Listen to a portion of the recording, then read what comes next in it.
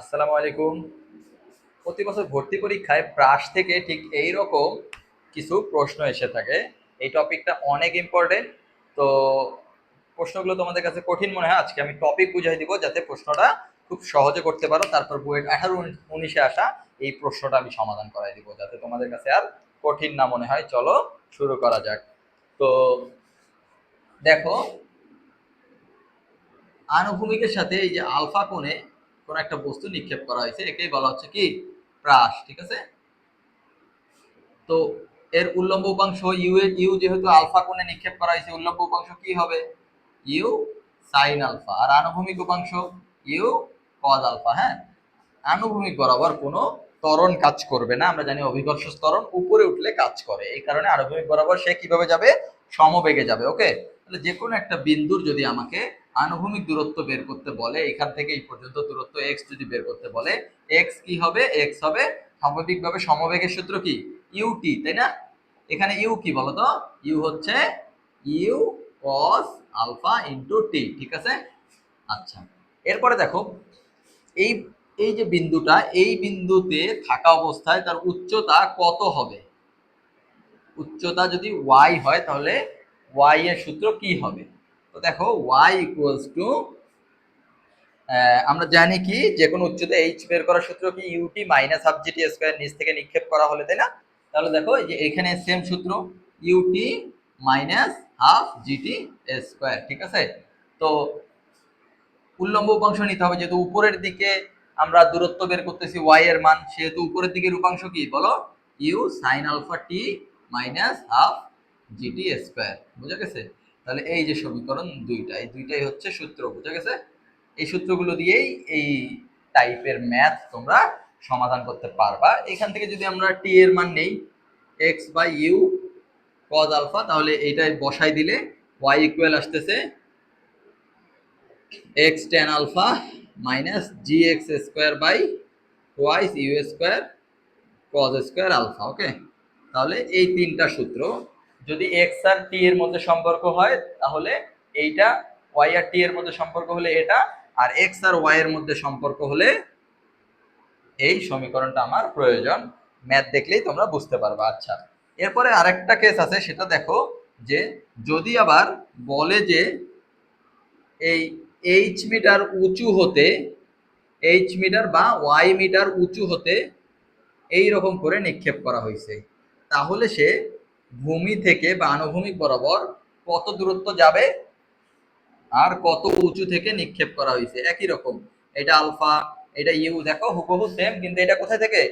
উপর থেকে নিক্ষেপ করা হয়েছে। ঠিক আছে, তাহলে এই ইকুয়েশন গুলো কি হবে এটা আমরা দেখে ফেলি। দেখো যে একইভাবে এই বরাবর উপাংশ U cos alpha, so X equal কি দাঁড়াবে? U cos alpha T. সে কারণে এই বরাবর উপাংশ হচ্ছে ইউ কজ আলফা, আর উপরের দিকের উপাংশ কি বলো? ইউ সাইন আলফা, তাই না? উপরের দিকের উপাংশ হচ্ছে ইউ সাইন আলফা। ওকে, কিন্তু ওয়াইটা কোন দিকে বলো তো? এই বিন্দু থেকে ওয়াই হচ্ছে নিচের দিকে, যার কারণে উপরের দিকের উপাংশ নিলে আমাদের হবে না, এই জন্য নিচের দিকের উপাংশ নিতে হবে। নিচের দিকের উপাংশ কি হচ্ছে দেখো, নিচের দিকের উপাংশ হচ্ছে এই উপরেরটা যদি ইউ সাইন আলফা হয়, নিচের দিকের উপাংশ হবে মাইনাস ইউ সাইন আলফা। এই কারণে ওয়াই এর সূত্র আমরা কি নিব? ওয়াই যেহেতু নিচের দিকে, সূত্র নিচের দিকে নিতে হবে, তাহলে নিচের দিকের আমরা ইউ নেই minus u sine alpha t u t. এখন দেখো, কোনো বস্তু যদি উপর থেকে ছেড়ে দিই তাহলে তার সূত্র কি বলতো? U t plus half g t square, right? তাহলে এখানে আমরা কিন্তু মাইনাস হাফ জিটি স্কয়ার নিতে পারবো না, এখানে আমরা কি নিব? Plus half g t square. ঠিক আছে, তাহলে এইটাই হচ্ছে আমার সূত্র। তাহলে এইটা এটার মধ্যে ডিফারেন্স কোথায় হলো? এইটা যেহেতু নিচ থেকে নিক্ষেপ করা হয়েছে, যার কারণে ওয়াইটা কোন দিকে? এই বিন্দু থেকে উপরের দিকে, এর কারণে ইউ সাইন আলফা নিলাম। এটা উপর থেকে নিক্ষেপ করা হয়েছে, ইউ সাইন আলফা যেহেতু উপরের দিকে, আমাদের ওয়াই তো নিচের দিকে, এই কারণে ইউ সাইন আলফার উল্টো দিকে নিলাম, নিচের দিকে মাইনাস ইউ সাইন আলফা। ঠিক আছে, তাহলে minus u sine alpha t plus half g t square. আর প্লাস জিটি স্কয়ার কেন নিলাম? নিচে পড়লে কি একটা ত্বরণে পড়বে, এই কারণে প্লাস জি, আর উপরে উঠলে তো মাইনাস জি, জানোই মন্দনে পড়লে। আচ্ছা, ঠিক আছে, তাহলে একইভাবে যদি টি এর মান এইখানে বসাই দিই, এখানে যেমন টি এর মান বসাই দিছি, তাহলে আসবে y equal minus x tan alpha plus g x square by twice you square cos square alpha. ঠিক আছে, একদম সেম সূত্র, একদম সেম সূত্র। দেখো পুরো এইটার মতো সূত্র, কিন্তু এইখানে কি, এইখানে একটা মাইনাস, এখানে একটা প্লাস। ঠিক আছে, এই সূত্র এই সূত্রের মধ্যে পার্থক্য এইটা। দেখো এখানে প্লাস, এখানে মাইনাস, এটার এইখানে মাইনাস, এখানে প্লাস, এই শুধু মাইনাস প্লাসের পার্থক্য। ঠিক আছে, একদম মুখস্থ করে নাও। দেখো নিচ থেকে উপরে উঠলে এই তিনটা সূত্রগুলো একটা একটার সাথে related, UT minus half GD square বা UT plus half GD square এই সূত্রের সাথে রিলেটেড। তাহলে এক্ষেত্রে একই সূত্র, একদম হুবহু, শুধু মাইনাস প্লাসের পার্থক্য। ওকে, চলো এটা এখন আমরা সমাধান করি। দেখি এটা কোনটার সাথে গেছে। বলছে কি এত উচ্চতা থেকে আনুভূমিকের সাথে এত কোণে বলকে আঘাত করছে। আচ্ছা, তাহলে যেহেতু উচ্চতা থেকে নিক্ষেপ করছে, তাহলে অবশ্যই আমাদের কি এই টাইপটা নিতে হবে, রাইট? আচ্ছা, তাহলে বলছে দেখো 1.25 উচ্চতা থেকে নিক্ষেপ, ব্যাটসম্যান কি বলছে, এত কোণে বলকে আঘাত করছে। আচ্ছা, এখানে ব্যাটসম্যান ছিল, ঠিক আছে, বলকে আঘাত করছে, আর ফিল্ডার কি এখান থেকে ক্যাচ ধরছে, রাইট? কত উঁচু থেকে? 50 সেন্টিমিটার, মানে 0.5 মিটার। ঠিক আছে, আচ্ছা, তাহলে দেখো এই যে বলার আর এটা ফিল্ডার এত উঁচু থেকে ধরছে, এই বরাবর আমরা একটা লাইন টেনে নিই, তাহলেই দেখো এইটা আর এটা হুবহু সেম। দেখো একদম হুবহু সেম।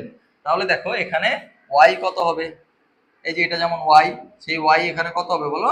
ওয়াই হচ্ছে 1.25 থেকে এই যে 0.5, এই যে এই বরাবর 0.5, এটা মাইনাস করতে হবে, তাই না?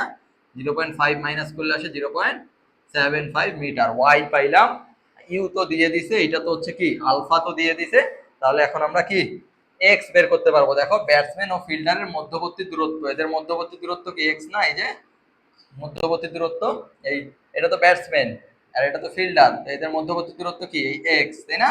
এক্স বের করতে পারবো। তাহলে ওয়াই দেওয়া আছে, ওয়াই দেওয়া আছে, এক্স বের করতে হবে, এই সূত্র অ্যাপ্লাই করতে হবে। ঠিক আছে, সূত্র কি y equal x tan alpha minus, এটা তো এইটার সূত্র, যেহেতু উপর থেকে নিক্ষেপ করা হয়েছে, minus x tan alpha plus g x square by twice you square cos square alpha. এখন মান বসাই দিই, ওয়াই এর মান হচ্ছে 0.75, এক্স এর মান তো বের করতে হবে, মাইনাস এক্স ট্যান আলফা মানে tan 40 degree plus g x square মানে কি 9.8 x square by twice u, u কত? ইউ দেখো 20 মিটার পার সেকেন্ড, 20 স্কোয়ার, আর হচ্ছে cos স্কয়ার আলফা হচ্ছে 40 ডিগ্রি। ঠিক আছে, দেখো এক্স এর একটা দ্বিঘাত সমীকরণ, তাই না? এক্স এর একটা দ্বিঘাত সমীকরণ পাইলাম, যে something x square minus something x equals to something. এটা হচ্ছে একটা এক্স এর দ্বিঘাত সমীকরণ। এই দ্বিঘাত সমীকরণ সমাধান করে আমরা কি এক্স এর দুইটা মান পাবো, রাইট?